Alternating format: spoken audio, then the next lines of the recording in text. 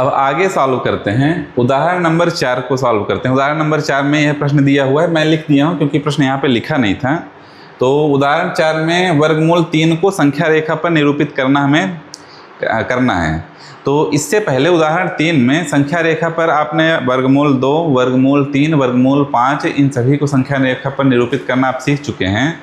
तो इसे आप स्वयं करिए, आपके लिए यह होमवर्क है कि आप संख्या रेखा पर वर्गमूल 3 को संख्या रेखा पर निरूपित करिए। मैं आगे चलता हूँ, वास्तविक संख्याएं और उनके दशमलव प्रसार अगले टॉपिक हमारा है। अगला टॉपिक है वास्तविक संख्याएं और उनके दशमलव प्रसार। तो देखिए, वास्तविक संख्याएं आपको पता ही है कि सारी परिमेय संख्याएं और सभी अपरिमेय संख्याओं का समूह वास्तविक संख्याएं कहलाती हैं। यह हो गई परिभाषा। दूसरे शब्दों में अगर समझा जाए तो वो सभी संख्याएं, दुनिया भर की वो सभी संख्याएं जो संख्या रेखा पर निरूपित करी जा सकती हैं। संख्या रेखा आपको पता ही है। तो संख्या रेखा पर जो सभी संख्याएं निरूपित करी जा सकती हैं वो सभी संख्याएं क्या कहलाती हैं? वास्तविक संख्याएं। तो वो सारी संख्याएं, दुनिया भर में जितने भी संख्याएं होती हैं, यदि वो संख्या रेखा पर निरूपित करी जा सकती हैं तो वह वास्तविक संख्याएं होंगी। ठीक है। वास्तविक संख्याओं में दशमलव संख्याएं भी होती हैं। दशमलव संख्याओं के प्रसार के बारे में समझेंगे। एक तो दशमलव प्रसार 3 तरह के होते हैं। पहला शांत दशमलव प्रसार, और दूसरा अनवसानी आवर्ती दशमलव प्रसार, और तीसरा अनवसानी अनावर्ती दशमलव प्रसार। ये 3 तरह के होते हैं, 3 कंडीशंस होती हैं। तो कुछ एग्जाम्पल्स लेके मैं बता देता हूँ। आगे के कुछ एग्जाम्पल्स मैं यहाँ पे ले लेता हूँ। 10/3, 7/8, 1/7 क्या क्या है? 10/3, 7/8 और 1/7 को, इन तीनों संख्याओं को जो परिमेय संख्याएं दी हुई हैं, इनका पहले एक बार भाग कर लेते हैं और भाग करके देखते हैं कि हमें मिलता क्या है। उसके बाद जब मैं प्रसार के बारे में बताऊंगा, और ये जो नाम मैं अभी लिया हूँ, शांत दशमलव प्रसार, अनवसानी आवर्ती दशमलव प्रसार, अनवसानी और अनावर्ती दशमलव प्रसार, तो वो सब क्या होते हैं उसको समझने से पहले एक बार भाग दे लिए और भाग देकर देखते हैं कि हमें मिलता क्या है। तो देखिए, सबसे पहले भाग देते हैं। 3 से भाग देंगे 10 को तो हमें क्या मिलेगा? देखिए, 3 तिहाई 9, माइनस करेंगे तो आ गया यहाँ पे हमें मिलेगा 1। दशमलव लगाएंगे तो यहाँ 0 लग जाएगा। 3 तिहाई 9, फिर से माइनस करेंगे तो आ गया 1, फिर 3 तिहाई 9, यहाँ पे 0 आ जाएगा, दशमलव लगा है ना, तो ये हो जाएगा 1। तो आप देख पा रहे हैं कि बार बार 3 यहाँ पे आ रहा है, 3 बार भाग जा रहा है और शेष फल में हमेशा 1 आ रहा है। यहाँ पे भी भाग दिया गया, शेष फल 1 आया था, यहाँ पे भी शेष फल 1 आया, यहाँ पे भी शेष फल 1 आया। तो शेष फल बार बार क्या आ रहा है? 1 आ रहा है। इसका ध्यान रखिए, शेष फल यहाँ पे 1 आ रहा है। ठीक है, इसको अभी यहीं पे छोड़ देते हैं भाग करके। अब 8 से विभाजित करेंगे 7 को तो 0 दशमलव लगाएंगे तो यहाँ पे क्या लग जाएगा? 0 लग जाएगा। तो क्या होगा? 8 अठाई 64, 8 अठाई 64 आ गया 6, दशमलव लगा है तो आ जाएगा 0। 8 सते 56, 8 सते 56, 4 आ गया, 0 लग जाएगा, दशमलव लगा हुआ है तो। और फिर क्या हो जाएगा? 8 तिक 24, 8 पंच 40, 8 5 8 पन्ना 40। देखिए, यहाँ पे शेषफल कितना आ गया? 0 हो गया। शेषफल 0 हो गया।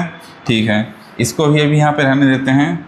1 को विभाजित करेंगे 7 से,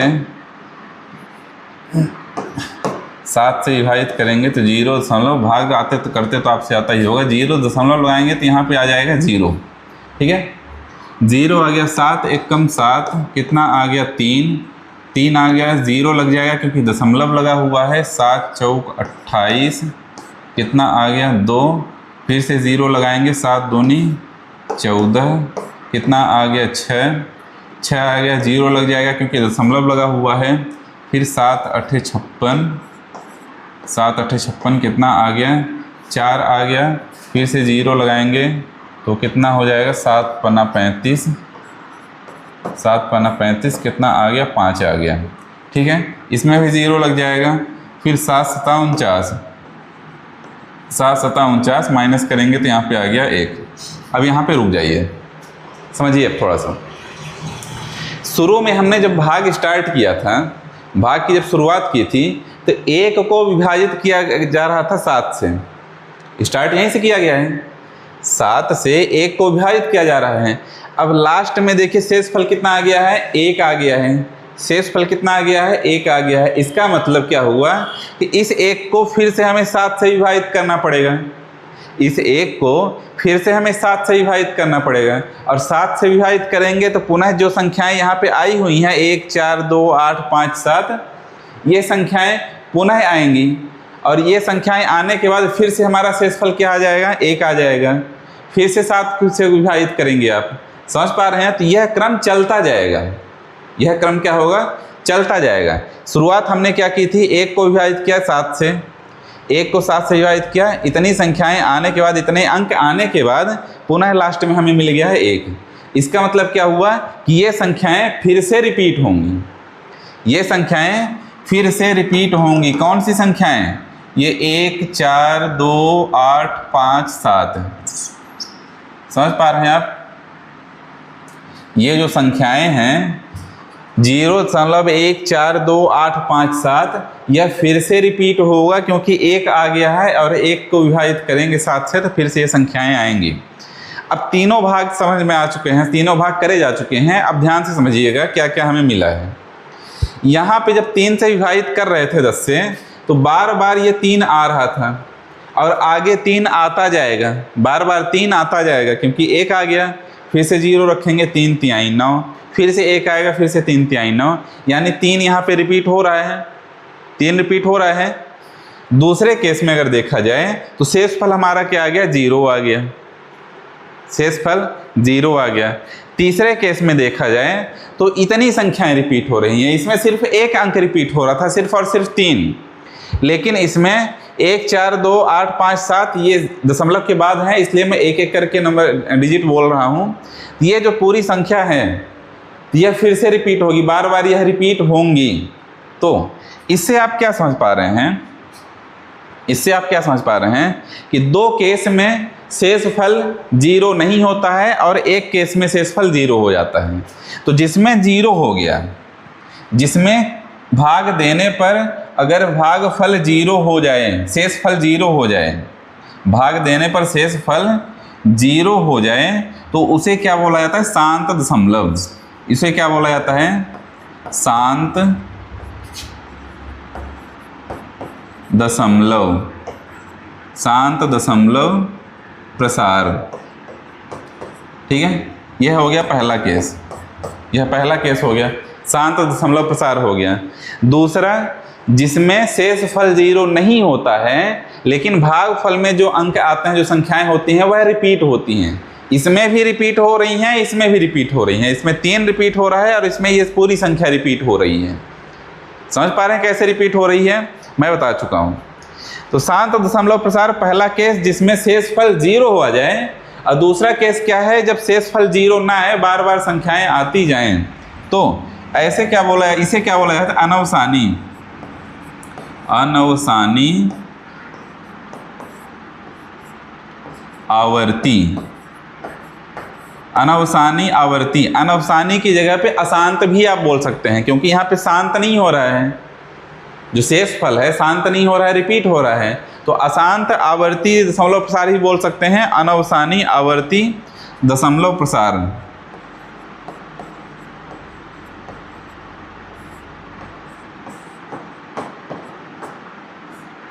इंग्लिश में कैसे बोलेंगे, टर्मिनेटिंग डेसिमल, और इसमें नॉन टर्मिनेटिंग रिकरिंग डेसिमल ये हो गया। ठीक है, तो 2 केस आप समझ चुके हैं यहाँ पे। एक तीसरा भी है, उस पर भी मैं आऊँगा, तीसरा भी है, उस पर भी मैं आता हूँ। तो देखिए,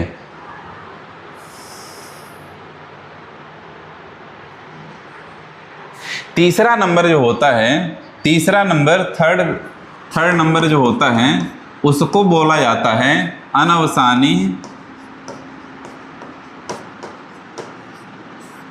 अनावर्ती, अनवसानी अनावर्ती दशमलव प्रसार।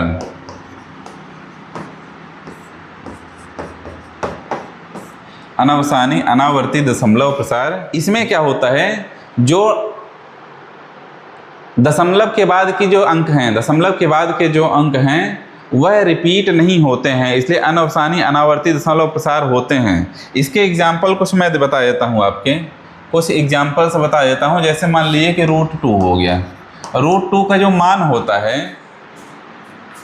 √2 का मान क्या होता है 1.414213 ऐसा ही कुछ करके इज एंड सो ऑन। तो दशमलव के बाद की जो अंक आप देख पा रहे हैं वो अंक रिपीट नहीं हो रहे हैं, रिपीट नहीं हो रहे हैं। जैसा कि यहाँ पे आप देखे थे, यहाँ पे आपने जो देखा था कि यहाँ पे जो संख्याएं हैं रिपीट हो रही हैं, यहाँ पे भी रिपीट हो रहा है, यहाँ पे भी रिपीट हो रहा है, लेकिन अनवसानी अनावर्ती में दशमलव के बाद के जो नंबर्स होते हैं, दशमलव के बाद के जो अंक होते हैं वह क्या होते हैं, रिपीट नहीं होते हैं। जैसे √2 के मान में इस तरीके से होता है वर्गमूल 2 बराबर 1.414213 इज एंड सो ऑन। अब पाई का भी जो मान होता है 3.14 इज एंड सो ऑन, ये भी दशमलव के बाद के जो अंक होते हैं ये भी रिपीट नहीं होते हैं। तो √2 हो गया, √3 हो गया, इनके जो भी मान हैं, इनके जो भी मान है तो यह किसके उदाहरण हैं, अनवसानी अनावर्ती दशमलव प्रसार के उदाहरण हैं। तो दशमलव प्रसार 3 तरह के आपने समझा, शांत दशमलव प्रसार जिसमें शेषफल 0 हो जाता है, अशांत दशमलव प्रसार, अशांत आवर्ती दशमलव प्रसार जिसको दूसरा नाम क्या है अनवसानी आवर्ती दशमलव प्रसार, उसमें क्या होता है शेषफल 0 तो नहीं होता है लेकिन दशमलव के बाद के जो अंक हैं वो कुछ अंक रिपीट होते हैं। तीसरा केस क्या है, ऐसे दशमलव प्रसार जिसमें शेषफल 0 नहीं होता है और ना ही संख्याएं रिपीट होती हैं, दशमलव के बाद की जो अंक हैं ना ही वह रिपीट होते हैं, उसे क्या बोला जाता है अनवसानी अनावर्ती दशमलव प्रसार। तो 3 तरह के आप दशमलव प्रसार समझ चुके हैं। उसके बाद आ जाते हैं उदाहरण 5 को हल करते हैं। उदाहरण 5 में क्या दिया हुआ है, 10/3 7/8 1/7 के दशमलव प्रसार ज्ञात करिए। तो उदाहरण 5 यहाँ पे मैं समझाने के लिए जो लिया था तो यहीं से आप समझ सकते हैं, ये आपका उदाहरण 5, इसी को आप लिख सकते हैं। 10/3 को यहाँ पे भाग दिया है, 1/7/8 को यहाँ पे भाग दिया है और यहाँ पे 1/7 को भाग दिया गया है। नाम भी लिखा गया है, शांत दशमलव प्रसार है, ये अनवसानी आवर्ती दशमलव प्रसार है और ये जो पहला वाला है यह भी अनवसानी आवर्ती दशमलव प्रसार है, अनवसानी आवर्ती दशमलव प्रसार।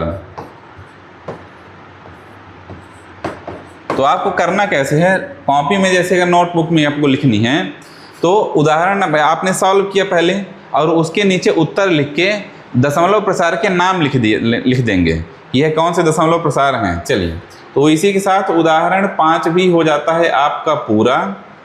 और उदाहरण 5 को आप पुनः दोबारा से हल करिएगा। उदाहरण 6 में आ जाते हैं। उदाहरण 6 में हमें क्या दिखाना है, 6 में दिखाइए कि 3.142678 एक परिमेय संख्या है। दूसरे शब्दों में 3.142678 को P/Q के रूप में व्यक्त कीजिए जहां P और Q पूर्णांक हैं तथा P 0 के बराबर नहीं है। एक चीज़ और समझिएगा कि जो शांत दशमलव प्रसार होते हैं और अनवसानी आवर्ती दशमलव प्रसार होते हैं तो ये परिमेय संख्याएं होती हैं। ये कौन संख्याएं होती हैं, परिमेय संख्याएं होती हैं। ऑब्जेक्टिव टाइप में भी क्वेश्चन पूछ देता है, 1-2 नंबर वाले में भी क्वेश्चन पूछता है। तो ध्यान रखिएगा, दशमलव प्रसार के 3 केस आपको बताए गए हैं। दशमलव प्रसार के 3 केस आपको बताए गए हैं। तो पहला कौन सा है, शांत। दूसरा कौन सा है, अनवसानी आवर्ती। तीसरा क्या है, अनवसानी अनावर्ती।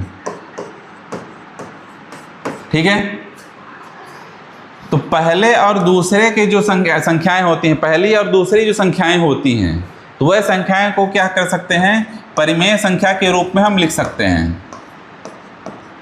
परिमेय संख्या के रूप में हम लिख सकते हैं, परिमेय संख्याएं होती हैं। समझ पा रहे हैं आप। और ये जो तीसरा वाला है अनवसानी आवर्ती, ये सभी संख्याएं क्या होती हैं, अपरिमेय संख्याएं होती हैं। अपरिमेय संख्याएं होती हैं। तो अगर पूछा जाए कि क्या शांत दशमलव प्रसार परिमेय होता है अपरिमेय होता है तो आप बता सकते हैं कि शांत दशमलव प्रसार परिमेय होता है, अनवसानी आवर्ती दशमलव प्रसार परिमेय होता है, अनवसानी अनावर्ती अनावर्ती दशमलव प्रसार क्या होते हैं, अपरिमेय संख्याएं होती हैं। ठीक है, तो यह आप इसको ध्यान रखिएगा। तो अब सॉल्व करते हैं उदाहरण 6 को। तो उदाहरण 6 को देख लेते हैं, हल कर लेते हैं। इसको मैं हटा देता हूँ ये याद कर लीजिए, आप नाम भी याद कर लीजिए, कौन सा परिमेय होता है कौन अपरिमेय होता है, यह भी ध्यान रखिए। आ जाते हैं उदाहरण 6 में क्या दिया हुआ है। एक जो संख्या दी हुई है, दशमलव संख्या जो दी हुई है 3.142678, इसको हमें क्या करना है, इसको करना क्या है, परिमेय संख्या के रूप में लिखना है। परिमेय संख्या आपको पता है कि p/q के रूप में आपने लिख दिया, परिमेय संख्या बन गई जहाँ पे q का मान 0 ना हो। तो इसको हमें अगर परिमेय संख्या के रूप में लिखना है तो क्या करना पड़ेगा, इसके अंश और हर में कुछ का गुणा करना पड़ेगा। हर को मान लेते हैं 1, तो गुणा करना पड़ेगा। किसका गुणा करेंगे, दशमलव के बाद जितने संख्याएं हैं, दशमलव के बाद जितने अंक हैं, संख्या नहीं, दशमलव के बाद जितने अंक हैं, कितने अंक हैं, 1 2 3 4 5 6, 6 अंक हैं। तो 1 लगा के 6 जीरो लगा दीजिए, आप 6 जीरो लगा दीजिए। तो जितने का ऊपर गुणा कर रहे हैं उतने का ही गुणा नीचे भी करना पड़ेगा। ठीक है, हो गया गुणा। तो इस संख्या में जब इसका गुणा करेंगे तो आपको पता ही है कि यह जो दशमलव है, तो दशमलव खिसकते खिसकते कहाँ पे चला जाएगा, जितने जीरो हैं, कितने जीरो हैं, 6 जीरो हैं। तो ये दशमलव जो है तो 6 डिजिट 6 अंक इधर आ जाएगा, गुणा करने पर 6 अंक इधर आ जाएगा। तो 6 अंक हैं, इसीलिए 6 जीरो वाले नंबर को लिया गया है। तो जब इन दोनों का गुणा होगा तो नंबर हमें क्या मिल जाएगा, 3 1 4 2 6 7 8, 31,42,678 यह बन गया। और डिवाइडेड बाई किससे भाग होगा, इस संख्या से भाग होगा 10 लाख। तो 31,42,678 भागे 10 लाख यह संख्या हो गई। अब यह p/q के रूप में कन्वर्ट हो चुका है, कि p/q के रूप में व्यक्त किया जा चुका है। और यहाँ पे q का मान 0 नहीं है, जैसा यह कंडीशन दिया है उस सारी कंडीशन इसमें अप्लाई हो रही हैं। तो उदाहरण नंबर 6 में सिर्फ इतना ही है। आगे चलते हैं, आगे क्या दिया हुआ है, हमें नया टॉपिक है, एक उदाहरण है, एक उदाहरण ही है। उदाहरण 7 में देख लेते हैं क्या दिया हुआ है। अगला उदाहरण हमारे पास, दिखाइए कि 0.3333 एक परिमेय संख्या है, दूसरे शब्दों में 0.333 को p/q के रूप में लिखिए और q का मान 0 नहीं होना चाहिए। तो ये जो संख्या है परिमेय संख्या है ही, यह आपको बताया जा चुका है। तो इसे p/q के रूप में लिखना है और q का मान 0 नहीं होना चाहिए। चलिए इसे सॉल्व करते हैं, हल करना स्टार्ट करते हैं इसको। तो लिखेंगे हल, सॉल्यूशन लिखेंगे और 0.333 इज एंड सो ऑन। ये जो संख्या है तो यह किसका मान है हमें नहीं पता है, तो हम मान लेते हैं यह क्या है, x है। यह क्या हो गई हमारी, x हो गई। ठीक है, समझ पा रहे हैं आप, यह क्या हो गया, x हो गया। तो संख्या अंक रिपीट कौन सा हो रहा है, कौन सा अंक रिपीट हो रहा है, 0.3 रिपीट हो रहा है। 3 के ऊपर इस तरह से 12 लगा देना है। जो अंक रिपीट होता हो उस अंक के ऊपर 12 लगा दिए तो आप समझ जाइएगा कि 3 क्या हो रहा है, यहाँ पे बार बार रिपीट हो रहा है। इस तरह से अगर संख्या आपको दिख रही है तो 3 क्या है, बार बार रिपीट हो रहा है। इसको हम मान लेते हैं समीकरण नंबर 1, समीकरण नंबर 1। अब आगे क्या करना है, इस संख्या को यदि p/q के रूप में आपको लिखना है तो आगे की प्रोसेस में हमें क्या करना है, इसमें 10 का गुणा करते हैं, 10 का गुणा करते हैं। तो यहाँ पे लिखेंगे दोनों पक्षों में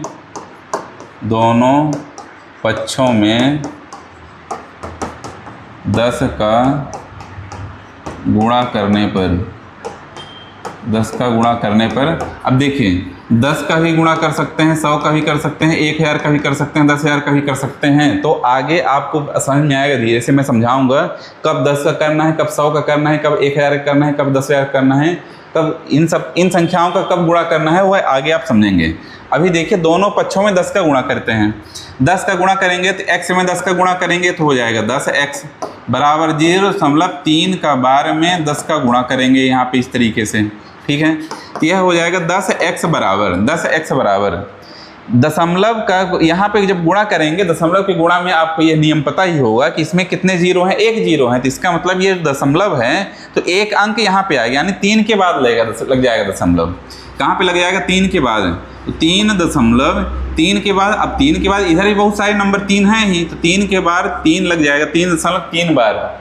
समझ पा रहे हैं आप, ऐसे देखिएगा 3 दशमलव यहाँ पे 0.333 इज एंड सो ऑन इस तरीके से था। इसको मैं क्या लिख दिया 0.3 बार, 3 बार, ठीक है।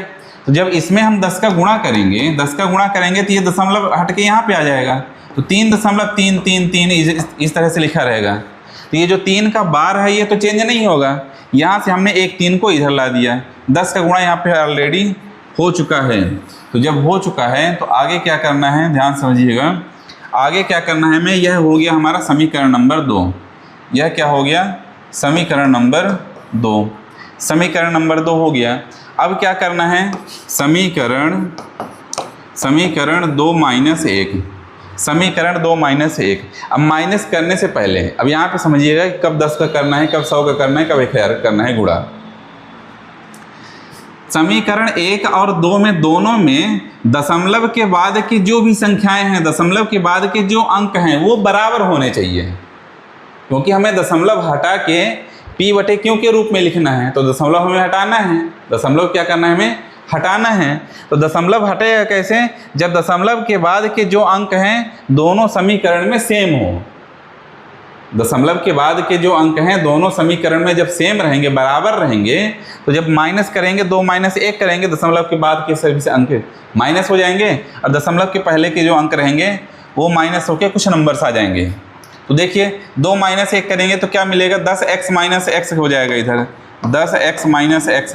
बराबर के इधर जो अंक हैं उनको आपस में संख्याओं को माइनस कर लेना है और बराबर के इधर जो संख्याएं हैं उनको आपस में माइनस करना है, यानी 10x माइनस एक्स जी 3.3 के बार में 0.3 बार को माइनस करेंगे, यानी 3.3 बार माइनस 0.3 बार।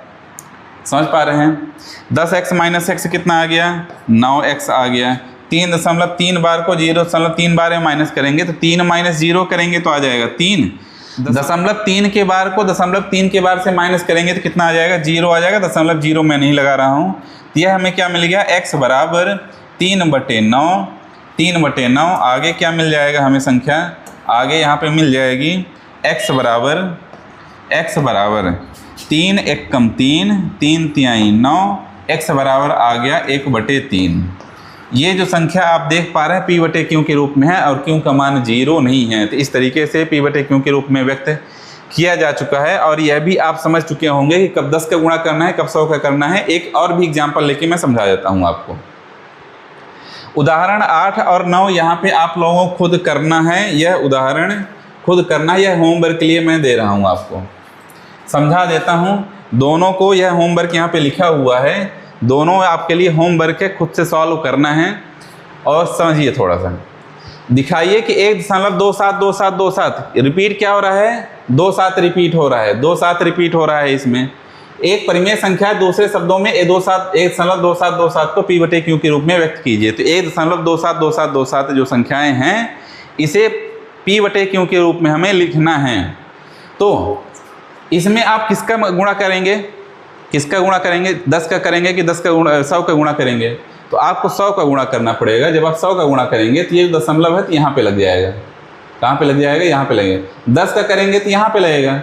तो दशमलव के बाद के जो अंक हैं तो दोनों समीकरण बराबर नहीं आएंगे, इसलिए इसमें किसका गुणा करिएगा, 10 का गुणा करना पड़ेगा।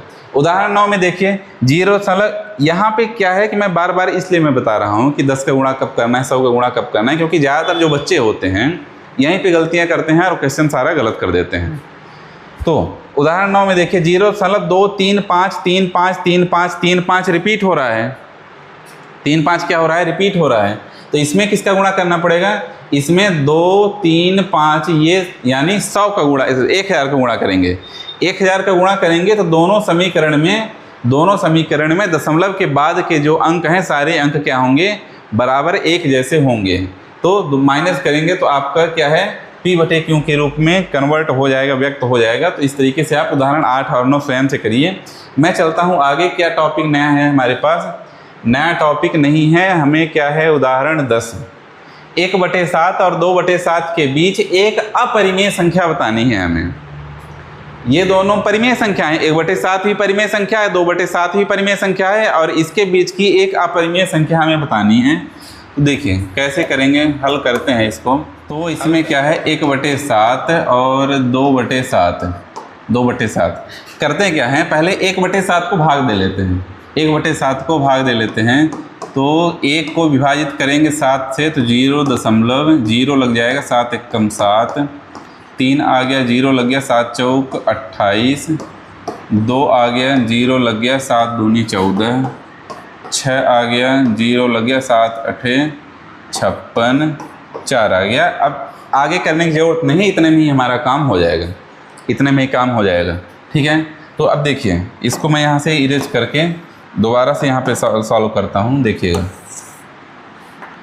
ध्यान समझिए, यहाँ पे 1/7 को जब हमने भाग दिया तो हमें क्या मिला, 0.1428 संख्या मिली। आगे भी भाग करा जा सकता है, लेकिन इतने की हम इतने में ही हमारा काम हो जाएगा, इतना भाग हमने दे दिया है। फिर मैं निकाल लेता हूँ 2/7। 2/7 निकालने के लिए 2 का गुणा कर देंगे 0.1428 में, इसमें 2 का गुणा कर देंगे, 2/7 हमें मिल जाएगा। गुणा करेंगे कितना आएगा, 2 शून्य, 0.2 एकम 2, 2 चौको 8, 2 दूनी 4, 2 अट्ठे 16, ये संख्या मिल गई। तो यह किसका मान हो गया, 2/7 का। 2/7 का कौन सा मान हो गया, 2/7 का मान हो गया ये वाला हो गया 0.2 एकम 2, 2 चौको 8, 2 दूनी 4, 2 अट्ठे 16। देखिए 1/7 का मान ये है और 2/7 का मान ये है, और इन दोनों के बीच की हमें क्या निकालनी है, अपरिमेय संख्या। ये दोनों तो परिमेय संख्या हो गई, अपरिमेय संख्या निकालनी है। तो यहाँ पे लिखेंगे 1/7 और 2/7 के मध्य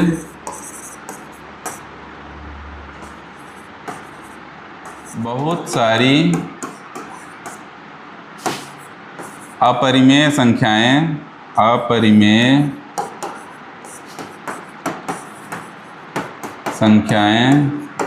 प्राप्त की जा सकती हैं, उनमें से एक है, कौन सी एक है, बहुत सारी। अब इन दोनों के बीच में जब ये संख्याएं आपको मिल गई तो बहुत सारी अपरिमेय संख्याएं प्राप्त कर सकते हैं। कैसे अपरिमेय संख्याएं, 0.14 है, इसमें 0.28 है, 1/4 है, तो मैं क्या ले लेता हूँ 0.16।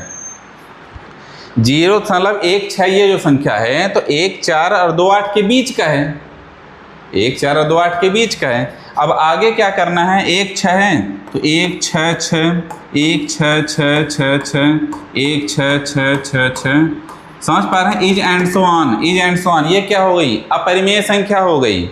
क्या हो गई, अपरिमेय संख्या हो गई। ना तो शांत हो रही है और ना ही आवर्ती हो रही है, अनावर्ती है। क्या है, अशांत अनावर्ती हो गई। तो ये क्या बोला जाता है, अपरिमेय संख्याएं। जो स्टार्टिंग में दशमलव के प्रसार में बता रहा था, तो पहला और दूसरा केस जो है परिमेय संख्या होती है, जो तीसरा केस होता है अनवसानी अनावर्ती दशमलव प्रसार। यह क्या है, अनवसानी अनावर्ती दशमलव प्रसार। यह क्या हो जाएगी, उदाहरण हो जाएगा एक अपरिमेय संख्या का। तो इस तरीके से बहुत सारी अपरिमेय संख्या, इसीलिए मैं यहाँ पे लिख दिया हूँ, बहुत सारी अपरिमेय संख्या निकाला जा सकता है। एक पूछा था तो एक आ गया है। चलते हैं आगे क्या दिया हुआ है।